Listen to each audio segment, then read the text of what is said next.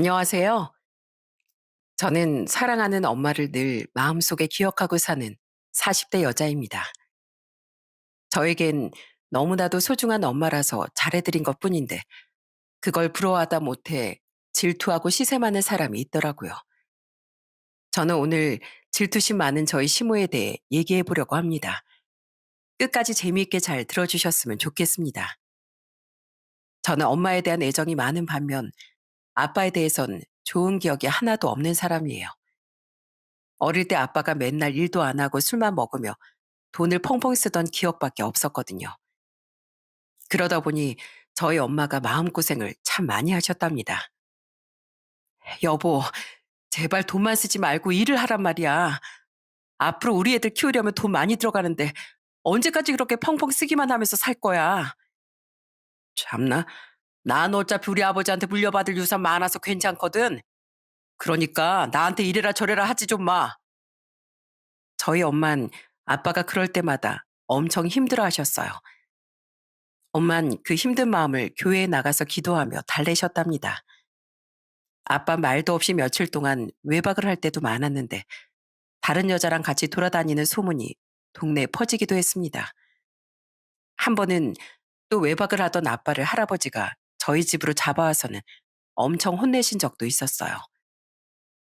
야, 이놈아, 제발 정신 좀 차려라. 처자식까지 있는 놈이 언제까지 이렇게 한심하게 살 거야? 하지만 할아버지가 아무리 혼을 내셔도 아빤 달라지지 않았어요. 그러다 보니까 엄마도 어느 순간부턴 포기하게 되었습니다. 그런데 제가 9살이었을 때 또 평소처럼 아빠가 3일째 집에 들어오지 않았어요. 원래 그런 사람이었기 때문에 기다리지도 않았는데 생각지도 못한 충격적인 연락이 오고 말았어요. 세상에, 아빠가 술 취해서 음주운전을 하다가 가드레일을 들이받고 세상을 떠났다는 거예요.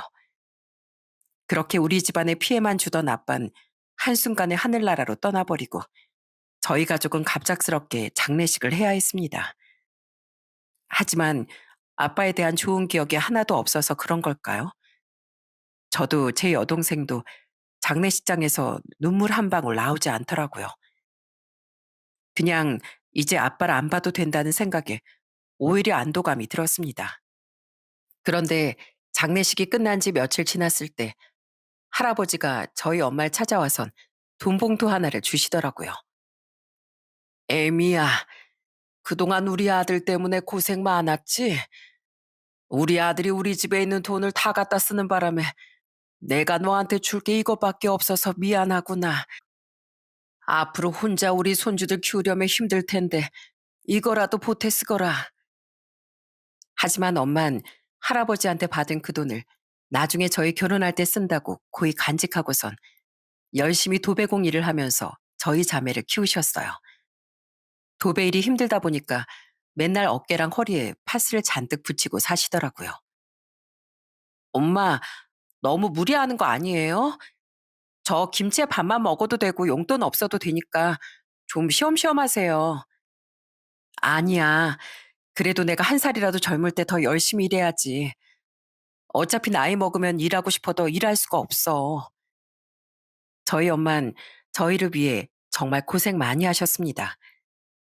그렇게 엄마 덕분에 저랑 여동생은 둘 다 대학을 무사히 졸업할 수 있게 되었어요. 그 후 여동생은 평범한 회사에 취업하고 전 홈쇼핑 회사에 취업해 일을 하게 되었어요. 저는 늘 엄마한테 감사한 마음이 있었기 때문에 시간 날 때마다 엄마랑 자주 붙어 다녔습니다. 여동생과 셋이서 팔짱 끼고 쇼핑도 하러 다니고 평소에 눈여겨봤던 예쁜 카페가 있으면 꼭 쉬는 날 엄마랑 같이 가기도 했어요. 그렇게 엄마 하루하루 행복한 시간을 보내다 20대 후반에 지인의 소개로 일반 직장에 다니는 남편을 만나게 되었어요. 남편은 되게 듬직하고 성격이 긍정적인 사람이라 좋았습니다. 결혼 전에 시댁에 인사드리러 갔는데 예비 시모가 저한테 이러시더라고요. 우리 아들한테 들어보니까 아버지가 안 계신다고 하던데 아가씨 어릴 때 돌아가셨나 봐요. 아, 그게 사실 저희 아빠가 술을 너무 좋아하셔서 술 먹고 운전하시다가 저 9살 때 사고 나서 돌아가셨어요. 그래서 저희 엄마가 저랑 여동생 혼자 키우시느라 엄청 고생 많이 하셨거든요. 저는 결혼하는 마당에 굳이 숨기는 것도 좀 아니라고 생각해서 그냥 솔직하게 말씀드렸습니다. 그랬더니 예비 시모가 깜짝 놀라며 저한테 이러시는 거예요. 어머, 우리 예비 사부인께서 나랑 팔자가 똑같으시네. 우리 남편도 술에 환장하는 사람이었거든.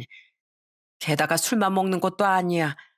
맨날 여자 끼고 돌아다니고 집에 생활비도 안 갖다 주고 내가 공장 다니면서 돈 벌어오면 그거 홀라당 뺏어가지 뭐야. 그런데 그렇게 술 좋아하는 양반이 결국엔 우리 아들 11살 때 간암으로 세상을 떠나고 말았거든. 그래서 나도 혼자서 우리 애들 키우느라 참 고생 많았었지. 예비 시모의 말을 들어보니까 정말 저희 집이랑 상황이 비슷하더라고요. 그래서 저도 예비 시모한테 저희 아빠에 대한 얘기를 좀 해드렸습니다. 그랬더니 예비 시모가 눈물까지 글썽이며 저한테 이러시더라고요. 아이고, 예비 사부인께서 고생 참 많이 하셨겠네. 내가 같은 일을 겪어봐서 누구보다도 잘 알지. 아무래도 내가 앞으로 우리 예비 사부인한테 잘해드려야겠어. 그렇게 전 양가의 허락을 받고 남편과 결혼을 하게 되었습니다. 결혼 초기엔 시모랑 정말 잘 지냈어요. 한 번은 시모와 같이 마트에 장을 보러 간 적이 있었는데 시모가 장 보는 내내 싱글싱글 웃으시더니 저한테 이러시더라고요.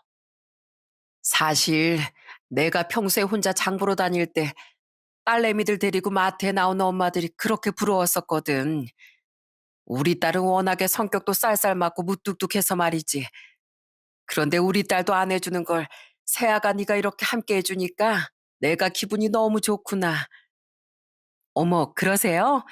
그럼 우리 장 보고 나서 집에 돌아가는 길에 요 앞에서 떡볶이랑 오뎅도 사 먹고 갈까요?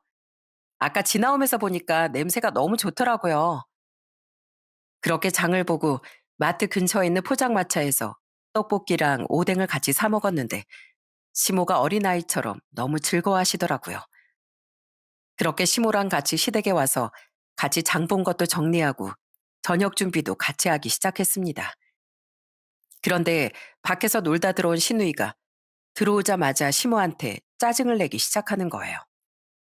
엄마, 나 배고파 죽겠는데 아직도 밥을 안 해놓으면 어떡해. 나 배고프면 스트레스 받는 거 몰라? 아유, 조금만 기다리면 되지. 왜 이렇게 짜증이니? 그렇게 배고프면 방금 마트에서 빵 좀 사왔으니까 그거나 좀 먹고 있던지. 아, 진짜. 빵도 다 맛없는 거밖에 없잖아. 난 크림 잔뜩 들어간 빵 아니면 안 먹는다고. 도대체 이딴 걸 누가 먹어? 신우인 그때 당시 나이가 20대 후반이었는데도 정말 철이 없더라고요. 시모가 왜 저랑 같이 다니는 걸 좋아하시는지 알 것 같았어요. 그래서 전 시모가 절 좋아해 주시는 만큼 저도 시모한테 정말 잘해드렸습니다. 한 번은 시모가 어깨가 너무 뻐근하다고 하셔서 같이 타이 마사지를 받으러 간 적도 있었어요. 시모는 그게 너무 좋으셨는지 저희 남편한테 엄청 자랑을 하시더군요. 예, 병훈아, 넌 어쩜 이렇게 천사같이 예쁜 마누라를 데려왔니? 내가 우리 며느리 덕분에 타이 마사지라는 것도 받아보고 완전 호강하고 있다. 우리 며느리랑 같이 편하게 엎드려가지고 마사지 받으니까 아주 온몸의 피로가 싹 풀리는 것 같더라고. 어머니, 그렇게 좋으세요? 어머니가 그런데 좋아하시는 줄 알았으면 진작에 보내드릴 걸 그랬나 봐요. 그런데 가는 게 좋은 게 아니라, 우리 며느리랑 가는 게 좋은 거지. 나 혼자 가서 마사지 받으면 뭐하니? 그러다 한 번은 비가 오는 주말이었어요. 시모가 갑자기 저한테 전화해서는 이러시는 거예요. 예, 오늘 비가 추적추적 내리는 걸 보니까 파전이 그렇게 땡기더라. 그래서 나 혼자라도 파전 부쳐 먹으려고 했더니 영 기분이 안 나지 않겠니? 반죽하려고 재료 다 준비해 놨다가 나 혼자 너무 적적한 것 같아서 그만뒀다. 어머님, 그럼 제가 지금이라도 어머님 댁으로 갈까요? 혼자 드시기 적적하시면 저랑 같이 드시면 되잖아요. 제가 그렇게 말하자 힘없던 시모의 목소리가 갑자기 밝아지더라고요. 그렇게 전 남편과 같이 바로 시댁으로 가서 시모와 같이 파전을 부쳐 먹었습니다. 그랬더니 시모가 같이 먹으니까 너무 맛있다면서 좋아하시더라고요. 시어머니가 절 너무 좋아해 주시니까 저도 더 시어머니한테 잘해드릴 수밖에 없더군요. 물론 남편도 저희 집에 무척이나 잘했습니다. 제 여동생은 직장 근처에서 자취를 하고 저희 엄마는 혼자 지내셨는데 남편이 저희 엄마 쓸쓸하지 않게 자주 찾아가더라고요. 장모님, 저 왔습니다. 저 없는 동안 많이 심심하셨죠? 오늘 날씨도 좋은데 저랑 같이 나들이나 가시죠? 제가 경치 좋은 식당 하나 알아놨어요. 아이고, 자네가 이렇게 자주 찾아와 주니 내가 심심할 겨를이 없구만.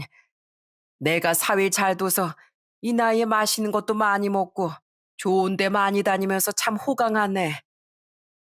남편은 평소에 저희 엄마한테 안부 전화도 자주 하고 정말 사위 역할을 톡톡히 잘하더라고요. 그러다 보니까 제 여동생도 저희 남편을 되게 좋아했어요. 형부, 요즘에 형부 덕분에 우리 엄마 표정이 엄청 밝은 거 아세요? 엄마가 요즘에 아들 생긴 것 같다면서 얼마나 좋아하시는지 몰라요. 이렇게 저희 부부는 행복한 결혼 생활을 하며 아들 하나, 딸 하나를 낳게 되었습니다. 남편과 결혼을 하게 되면서 저희 집안에도 웃음이 더 많아지고 시모도 저와 같이 있는 걸 워낙 즐거워하시니까 너무 좋더라고요. 그러다가 한 번은 저희 부부가 시모랑 친정엄마를 같이 모시고 외식을 한 적이 있었어요. 거기서 시모가 제 칭찬을 엄청 많이 하시더라고요. 사부인, 제가 요즘에 우리 며느리 때문에 얼마나 행복한지 아십니까? 같이 마트만 가도 재밌고 집에서 맛있는 거 해 먹으면서 수다만 떨어도 얼마나 즐거운지 몰라요. 게다가 지난번에 마사지도 같이 받으러 갔었는데 피곤한 것도 싹 풀리고 너무 좋더라고요. 아이고, 그러셨어요? 원래 저희 딸이 워낙 살가운 성격이거든요. 그래서 저도 예전부터 주변 사람들한테 얼마나 부러움을 많이 샀는지 몰라요. 다 큰딸이랑 이렇게 붙어 다니는 엄마도 흔치 않은데 하도 붙어 다니니까 주변에 딸 가진 엄마들이 자기 딸이랑 바꾸자고 얘기할 정도였다니까요. 그런데 우리 딸이 사부인한테도 잘한다고 하니까 정말 다행이네요. 그런데 저희 엄마가 말할 땐 시모의 표정이 왠지 모르게 굳어지는 것 같았습니다. 딱히 기분 나쁠 말은 아니었는데 왜 그러시는지 모르겠더라고요. 그러다가 하루는 주말에 애들 데리고 친정에 갔는데 엄마가 산책을 하고 싶다고 해서 집 앞 공원에 같이 산책을 나간 적이 있었어요. 그런데 그때 저희 시모한테서 전화가 오더라고요. 애미야, 너 지금 뭐하니? 집이니? 아, 저 오늘 애들 데리고 친정 와서 엄마랑 같이 산책하고 있었어요. 오늘 날씨가 선선해서 산책하기 참 좋네요. 뭐라고?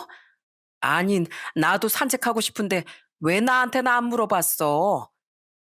아, 어머님한테만 안 여쭤본 게 아니라 저희 엄마가 먼저 산책 가고 싶다고 하셔서요. 그러면 오늘은 제가 친정 왔으니까 다음 주에 저랑 같이 산책 가시는 거 어때요? 다음 주에 가자고? 아니, 산책은 지금 하고 싶은데 다음 주에 가면 뭐 해? 다음 주 되면 산책하고 싶은 마음도 싹 사라지겠다, 얘. 됐으니까 그냥 끊어라. 시모는 그렇게 말씀하시더니 정말로 전화를 확 끊어버리시더군요. 저는 평소에 다정하시던 시모가 갑자기 왜 저러시는지 정말 이해가 안 갔어요. 그러다가 한 번은 저희 엄마가 좀 편찮으셨는데 마침 그때 명절이라 3일 중에 하루만 시댁에 있고 친정에 이틀 동안 있었던 적이 있었어요. 그런데 그때도 시모가 저한테 뭐라고 하시는 거예요. 예, 너 이제 보니까 은근히 사람 차별하는 것 같다. 우리 집에선 하루만 있었으면서 너희 친정에 이틀이나 가 있었다고? 어머님, 이번엔 저희 친정엄마가 좀 편찮으셔서 그래요. 감기 몸살에 심하게 걸리셔서 걱정돼서 좀 오래 있었던 거예요. 설마 그것 때문에 서운하셨어요? 서운한 게 아니라 기분이 나빠서 그런다. 아유, 그럼 그렇지. 내가 아무리 널 예뻐해도 넌 그저 내 며느리일 뿐인데 내가 뭘 바라겠니? 저는 그때도 정말 황당했습니다. 왜 자꾸 속 좁게 이러시는지 알 수가 없었어요. 그러다가 한 번은 시모가 저한테 옷을 사달라고 하신 적이 있었어요. 그런데 그것도 지난번에 저희 엄마와 식사할 때 저희 엄마가 입고 있던 옷이랑 완전히 똑같은 옷을 사달라고 하시더라고요. 그 옷이 마음에 드셨나 보다 생각하고 사다 드렸는데 입어보시더니 짜증을 팍팍 내면서 저한테 이러시는 거예요. 예, 너 이건 너희 친정엄마랑 똑같은 옷 사온 거 맞니? 지난번에 사부인 입은 거 봤을 땐 엄청 세련되고 젊어 보이던데 내가 입으니까 그때 그 느낌이 안 나잖니? 너 설마 나한테 똑같은 옷 사주기 싫어서 디자인만 비슷한 싸구려 옷으로 사온 거 아니야? 시모가 또 말 같지도 않은 걸로 저한테 짜증을 내시니까 이번엔 저희 남편이 한마디 하더라고요. 어머니, 옷 자체는 똑같은 건데 왜 이 사람한테 그러세요? 어머니랑 장모님이랑 체형이 다르니까 당연히 입었을 때 느낌이 다를 수밖에 없죠. 솔직히 말해서 어머니는 좀 통통하신 편이고 저희 장모님은 날씬하시잖아요. 뭐라고? 지금 내가 뚱뚱해서 못생기게 보인다 이거야? 참나, 아들 키워봤자 다 소용없네.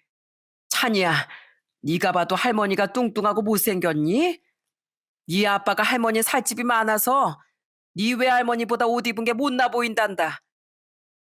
시모가 저희 아들한테 그렇게 묻자 저희 아들이 해맑은 표정으로 이러더군요. 할머니, 하나도 안 뚱뚱하고 예쁘기만 한데요?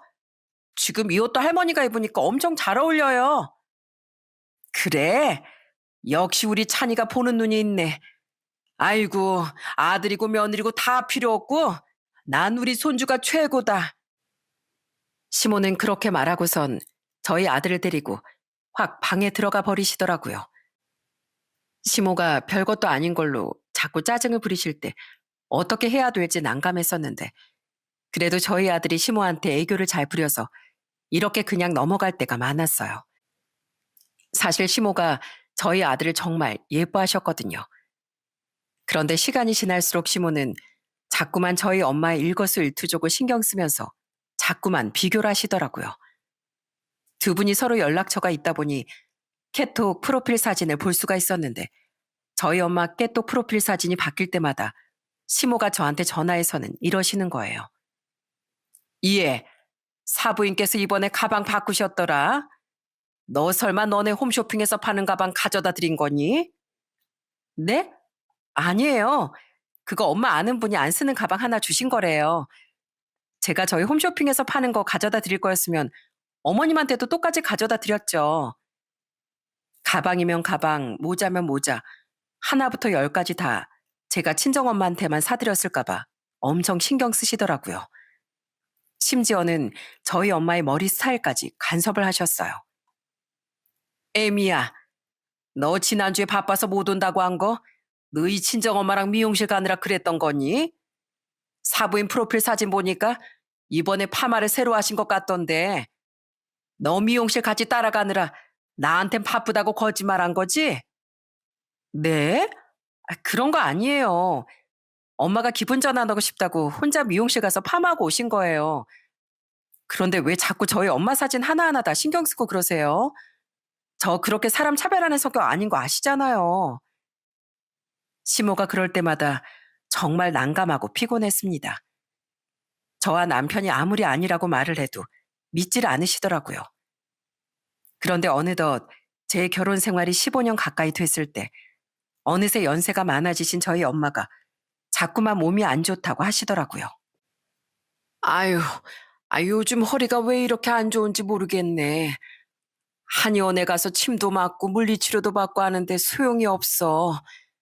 잘 때 똑바로 눕기도 어려워서 잠을 설친 적이 한두 번이 아니다. 게다가 나이 먹으니까 고기가 잘 안 맞는지 조그만 기름진 거 먹으면 바로 화장실 직행이더라고. 아휴, 이래서 나이 들면 몸이 하나씩 다 고장 난다고 하는 건가 보다. 엄마가 자꾸만 몸이 안 좋다고 하시니까 저희 남편이 걱정되는지 엄마한테 이러더라고요. 장모님, 이참에 병원 가서 정밀 검사 좀 받아보시는 게 낫지 않겠어요?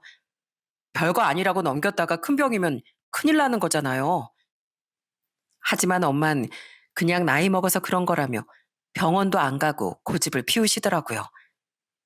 결국 남편이 안 되겠다며 저희 엄마를 억지로 병원에 모셔가 검사를 받게 됐어요. 저는 그때까지만 해도 별일 없을 거라고 생각했는데 검사 결과는 정말 충격적이었습니다. 세상에 저희 엄마가 췌장암 말기라는 거예요. 저도 유튜브 사연을 보면서 췌장암에 걸린 사람들을 많이 봤는데 췌장암이 진짜 무서운 병이라고 하더군요. 그런데 하필이면 저희 엄마가 췌장암 말기라고 하니까 정말 세상이 무너지는 것 같았습니다. 그런데 말기다 보니까 병원에서 수술이 불가하다고 해서 어쩔 수 없이 항암 치료만 받게 되었어요. 항암 치료 부작용은 말로만 들어봤는데 저희 엄마가 겪으시는 걸 보니까 너무 가슴이 찢어질 것 같더라고요. 엄마, 미음이라도 좀 드셔보세요. 뭐라도 드셔야 기운이 나는데 속 안 좋다고 자꾸 안 드시면 어떡해요. 아이고, 나도 널 생각해서 먹고 싶은데 도저히 넘어가질 않는다. 속은 또 왜 이렇게 뒤집어지는지 먹은 것도 없이 맨날 토만 하고 입안이 다 헐어서 사는 게 아니구나. 머리가 너무 어지러워서 가만히 앉아 있는 것도 못하겠고 화장실에만 갔다 하면 설사라니까 화장실 가는 것도 무섭더라고.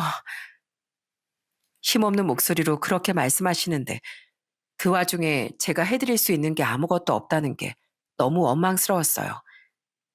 그래서 엄마가 힘을 낼 수 있게 옆에서 응원이라도 해드려야 될 것 같아 시간 날 때마다 엄마를 찾아가고 더 잘해드렸습니다. 제 여동생도 틈날 때마다 저희 엄마한테 와서 간호를 해주더라고요. 그런데 제가 아픈 엄마를 더 챙기기 시작하니까 시모의 질투가 더 심해지는 거예요.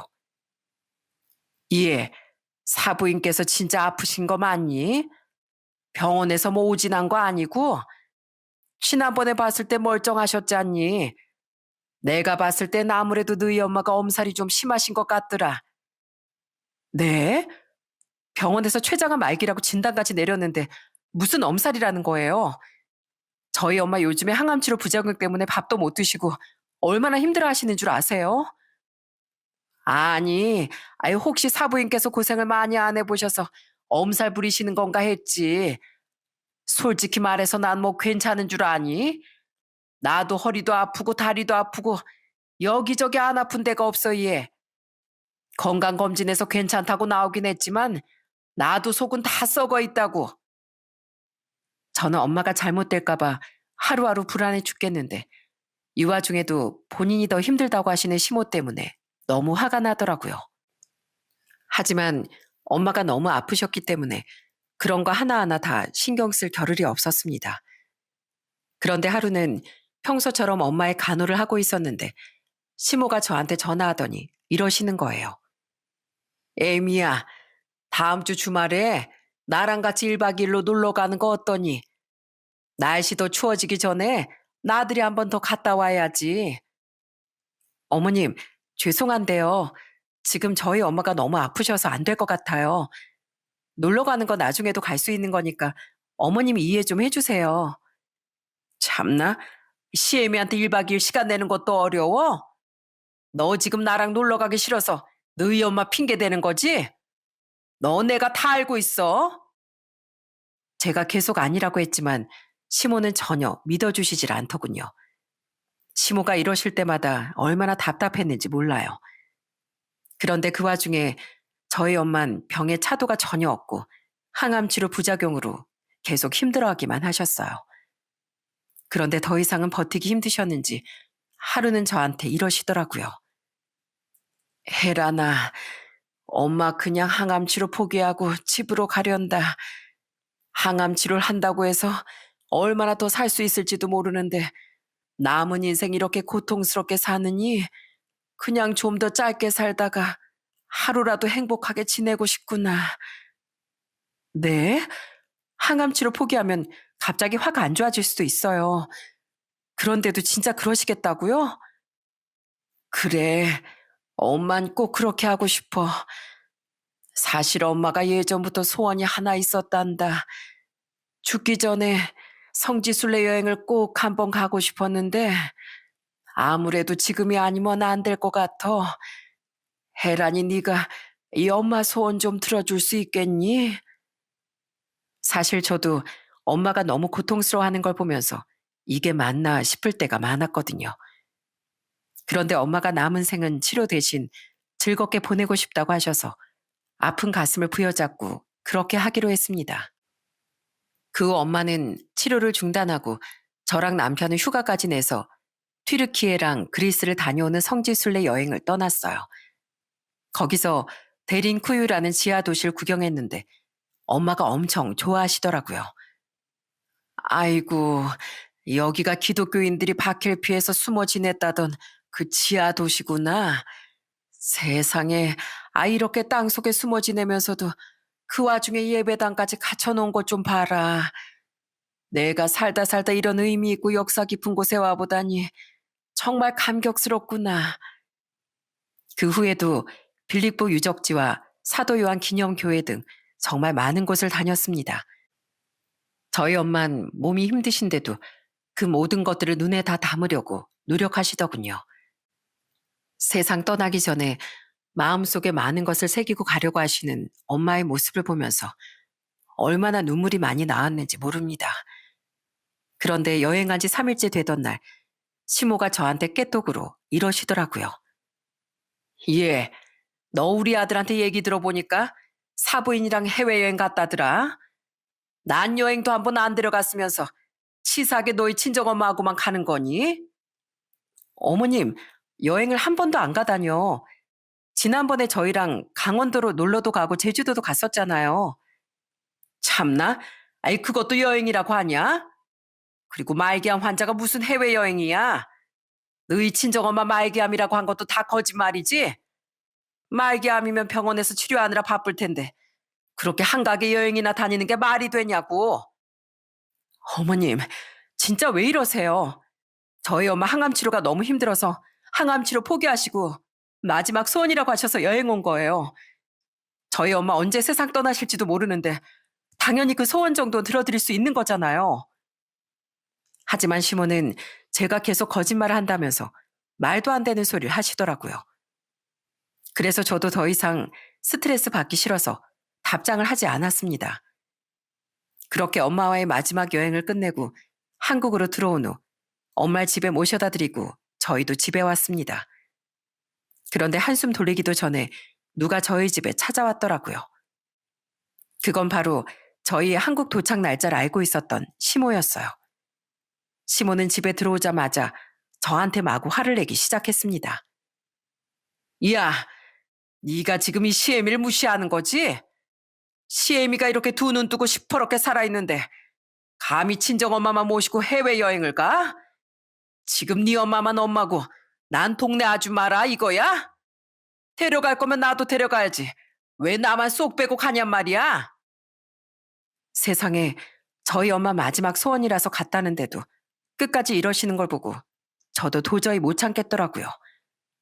그래서 전 울분에 찬 목소리로 시모한테 화를 내고 말았습니다. 어머님, 도대체 제가 몇 번을 말씀드려요. 저희 엄마 이제 살 날 얼마 안 남았다고요. 그나마 항암 치료로 조금이나마 시간 벌어보려고 했었는데 엄마가 치료받는 거 너무 힘들다고 하셔서 항암 치료 포기하고 여행 갔다 온 거예요. 얼마 남지 않은 시간 동안 평생 소원이었던 성지순례 여행도 해보고 가족들이랑 즐거운 시간 보내고 싶다고 하셔서 모시고 갔다 온 거라고요. 그런데 도대체 왜 자꾸 이러시는 거예요? 너네가 그러면 믿을 줄 알고? 너희들이 나만 따돌리고 너희 친정엄마만 모시고 갔다 온 거잖아. 난 솔직히 사부인이 말기암이라는 것도 못 믿겠다. 내가 의사한테 직접 들은 것도 아닌데 솔직히 너희들이 나한테 거짓말하는 건지 내가 어떻게 알아? 끝까지 제 말을 안 믿는 시모 때문에 정말 미치고 팔짝 뛰는 줄 알았습니다. 그런데 제가 한마디 더 하기도 전에 어느덧 중학생이 된 저희 아들이 나서서 이러더라고요. 할머니, 진짜 왜 이러세요? 우리 외할머니 진짜 아프시단 말이에요. 언제 돌아가실지 몰라서 엄마 아빠가 소원 들어드린 건데 왜 그거 가지고 화를 내시냐고요. 할머니 원래 이런 사람이었어요? 저 할머니가 이렇게 나쁜 사람인 줄 알았으면 할머니라고도 안 불렀을 거예요. 시모가 제일 예뻐하던 저희 아들이 처음으로 그렇게 크게 화를 내니까 시모가 엄청 당황하시더군요. 찬이야, 너 할머니한테 왜 그래? 할머니한테 너밖에 없는 거 알면서 이럴 땐 당연히 네가 이 할머니 편을 들어줘야지. 싫어요. 할머니가 이유도 없이 우리 엄마한테 짜증내는 거 한두 번 본 것도 아닌데 이젠 아픈 우리 외할머니 가지고도 걸고 넘어지시니까 저도 이제 못 참겠어요. 할머니한테 정말 실망이라고요. 뭐? 실망? 찬이야, 아니, 너까지 이러면 이 할머니가 어떻게 사니? 내가 너를 얼마나 사랑하는지 너도 잘 알지 않니? 필요 없어요. 전 할머니만큼 외할머니도 좋아했는데 우리 외할머니가 살 날이 얼마 남지 않았다고 해서 얼마나 슬픈 줄 아세요? 그런데 할머니, 우리 외할머니가 아프다는 말도 안 믿으시잖아요. 전 그렇게 남의 말도 안 믿고 고집만 부리는 할머니 필요 없어요. 앞으로 저 사랑하지도 마시고요.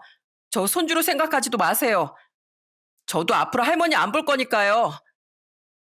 저희 아들이 발악을 하면서 그렇게 소리치자 시모가 큰 충격을 받으셨는지 얼굴이 새파랗게 질려서 아무 말씀도 못 하시더군요. 그러더니 바닥에 주저앉아서 이러시는 거예요. 예, 애미야. 사부인께서 정말로 살 날이 얼마 안 남으신 거니? 최장한 말기였다는 게 진짜였다고? 그래요.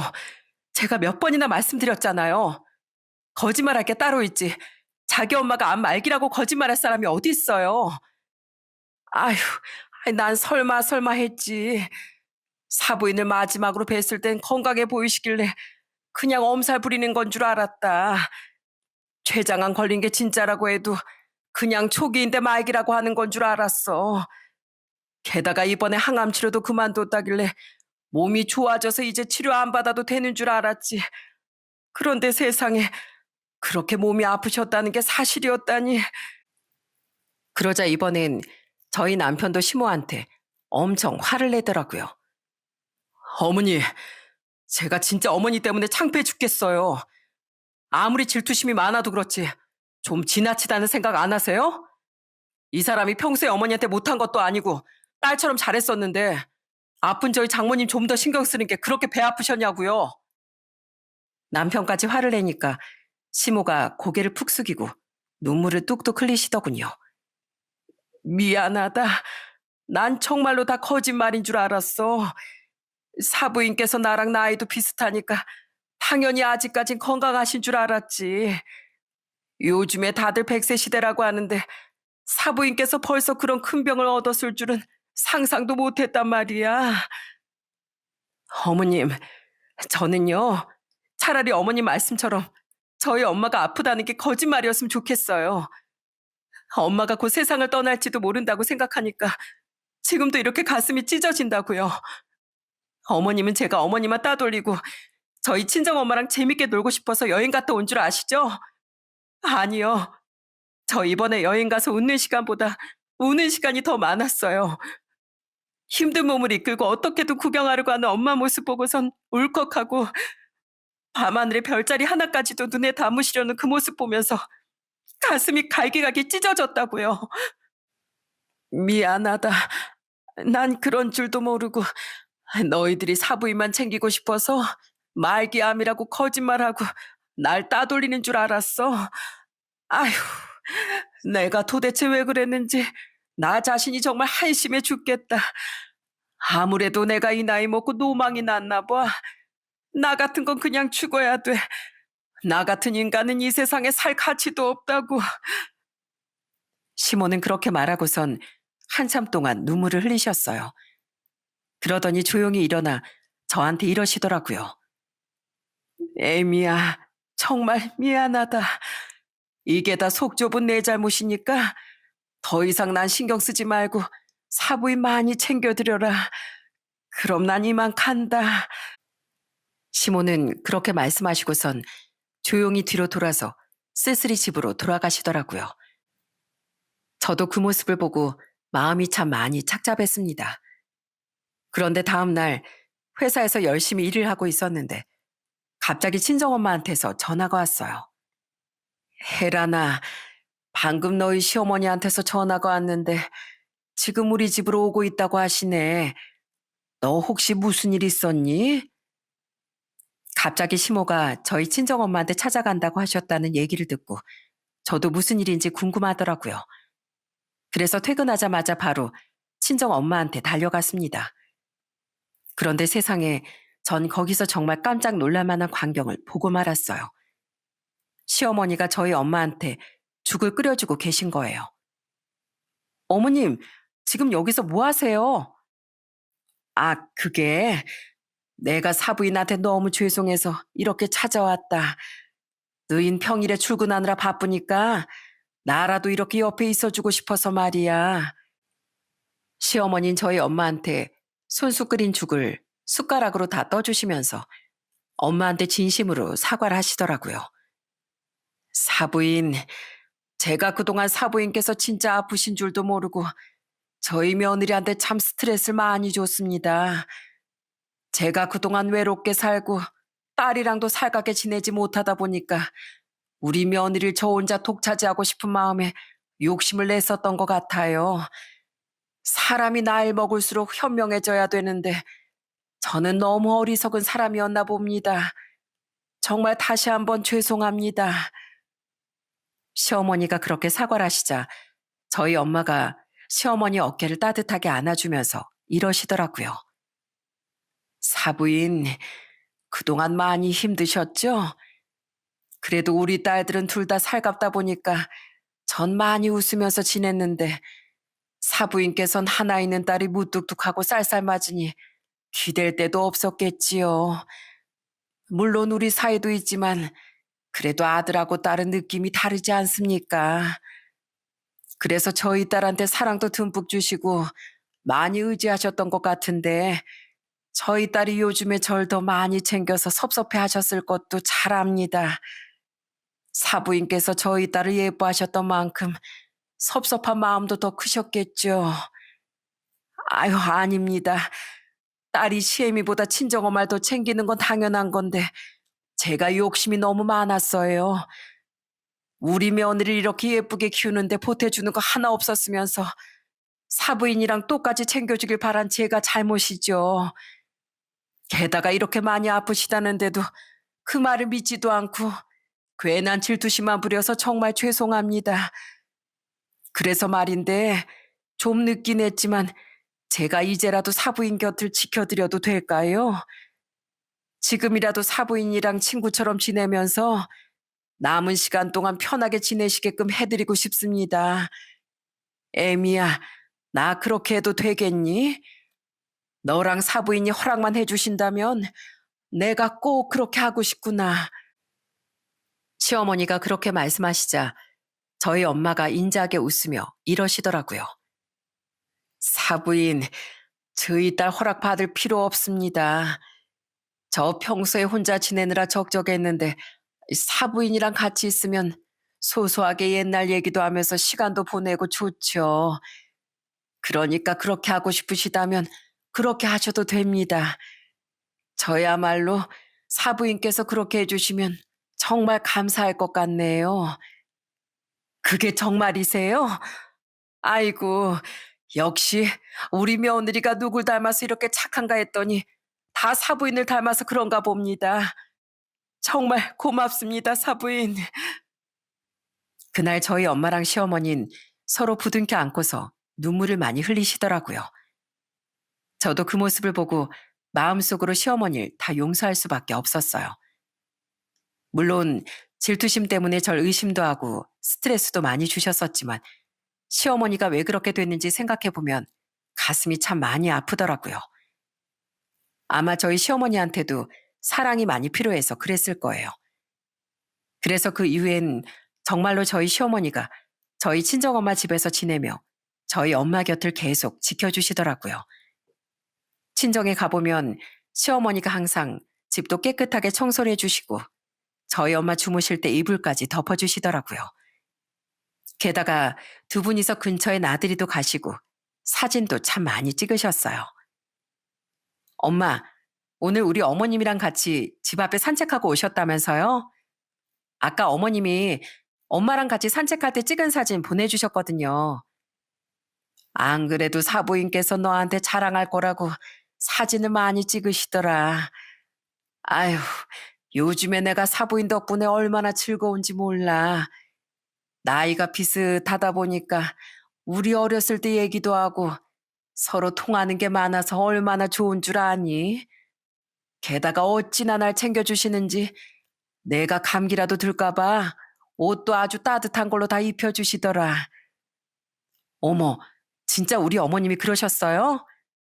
하긴 어머님이 최근에 질투 때문에 저한테 좀 툴툴거리긴 하셨어도 원래 진짜 좋은 분이셨거든요. 그럼 얼마나 좋은 분이신데 얼마 전에 내가 자다가 깼는데 아이 사부인이 까치발을 들고 살금살금 걸어 다니시는 걸 보고 내가 엄청 깜짝 놀랐었단다. 나 잠 깨울까 봐 매번 그렇게 발소리도 안 내고 걸어 다니셨던 거야. 사소한 거 하나까지 이렇게 배려를 해 주시니 내가 얼마나 고마운지 모르겠구나. 저도 시어머니가 저희 엄마를 진심으로 챙겨주시는 것 같아 너무 감사하더라고요. 시간만 허락된다면 두 분이서 평생 저렇게 오순도순 지내셨으면 좋겠다는 생각까지 했어요. 하지만 정말 불행하게도 저희 엄마에게 허락된 시간은 그리 많지 않았습니다. 하루는 엄마가 절 부르시더니 이러시더라고요. 혜란아, 아무래도 난 오늘 밤을 넘기기가 힘들 것 같구나. 내가 가기 전에 너한테 부탁 하나만 하마. 너희 시어머니 정말 좋은 분이시니까 미워하는 마음 가지지 말고 앞으로 잘해드려라. 내가 너희 시어머니랑 비슷한 세월을 겪어봐서 그동안 얼마나 고생하셨을지 제일 잘 안다. 그 와중에 너희 시누이한텐 외면받으니까 많이 힘드셨을 거야. 엄마, 알았어요. 안 그래도 그러려고 했어요. 그래, 고맙다. 이제 내가 편히 눈 감을 수 있을 것 같구나. 엄마, 이제 편히 쉬세요. 무서워하지 마시고 그냥 소풍 간다고 생각하시면 돼요. 저도 나중에 꼭 따라갈 테니까 조금만 기다려 주세요. 아셨죠? 엄마, 내 엄마여서 정말 고마웠어요. 제가 세상에서 제일 사랑하는 거 아시죠? 그러자 엄마는 더 이상 말을 할 힘도 없는지 조용히 눈물을 흘리시더라고요. 그리고 결국 다음날 저희 엄마는 조용히 세상을 떠나시고 말았습니다. 장례식장에서 저희 식구들 모두 다 슬퍼했지만 그 중에서도 제일 슬퍼한 건 바로 저희 시어머니였어요. 그 짧은 시간 동안 저희 엄마랑 지내면서 정이 많이 드셨는지 바닥에 주저앉아서 펑펑 우시더라고요. 아이고, 이렇게 될 줄 알았으면 질투 같은 거 하지 말고 진즉에 친구처럼 서로 의지하면서 지낼 걸. 내가 너무 못나서 그렇게도 못하고 사부인을 이렇게 보내드리는구나. 어머님, 저희 엄마가 그동안 어머님이랑 함께했던 시간들이 너무 즐거우셨대요. 저희 엄마 마지막 가시는 날까지 좋은 추억 많이 남겨주셔서 정말 감사해요. 어머님 덕분에 저희 엄마가 웃으면서 좋은 곳에 가셨을 거예요. 그 후에도 시어머니는 한참이나 눈물을 흘리시더군요. 저도 참 가슴이 아파서 울고 또 울었습니다. 그렇게 장례식이 끝난 후 저는 혹시나 하는 마음에 저희 아들한테 이렇게 얘기했어요. 찬이야, 너 앞으로 할머니 미워하면 안 돼. 할머니가 잠깐 질투심에 나쁜 행동도 많이 하셨지만 원래 안 그런 분인 거 너도 알지? 그리고 할머니가 누구보다도 널 제일 사랑하시잖아. 그러니까 누가 뭐래도 넌 할머니한테 진짜 잘해드려야 돼. 알았지? 그러자 저희 아들이 알았다면서 고개를 끄덕이더라고요. 그런데 얼마 후 시댁에 갔는데 시어머니가 아직도 저한테 미안해 하시는 건지 절 보고 고개를 푹 숙이고 다니시더라고요. 그런데 그때 저희 아들이 먼저 밝은 목소리로 이러더군요. 할머니, 저랑 오늘 맛있는 거 먹으러 가요. 할머니가 좋아하는 설렁탕 먹으러 가는 거 어때요? 그러자 시어머니는 깜짝 놀란 눈으로 저희 아들을 바라보면서 이러시더군요. 뭐? 너 이제 할머니 안 본다면서 나 같은 할머니 필요 없다고 얘기한 거 아니었니? 그건 그냥 그날 하루만 안 본다는 거였죠. 제가 할머니를 제일 사랑하는데 어떻게 할머니를 안 보고 살아요? 날 제일 사랑한다고? 너 그게 정말이니? 그럼요. 저 할머니 없으면 못 살아요. 할머니, 저 배고프니까 얼른 가요. 네? 빨리 할머니랑 맛있는 설렁탕 먹고 싶단 말이에요. 그렇게 저희 아들이 먼저 애교를 부리며 다가가니까 시어머니께서도 그제서야 밝게 웃으시더군요. 저는 그 모습이 너무 좋아 보여서 시어머니가 더 웃으실 수 있게 예전보다 더 많이 시어머니를 챙겨드렸어요. 이제는 친정에 갈 일이 없으니 시댁에도 2배로 더 많이 찾아가고 시간 날 때마다 시어머니랑 여기저기 돌아다녔답니다. 그 와중에도 시누인 여전히 제멋대로 행동했는데 이젠 시어머니도 시누이는 딸로 생각 안 한다며 그냥 신경 안 쓰시더라고요.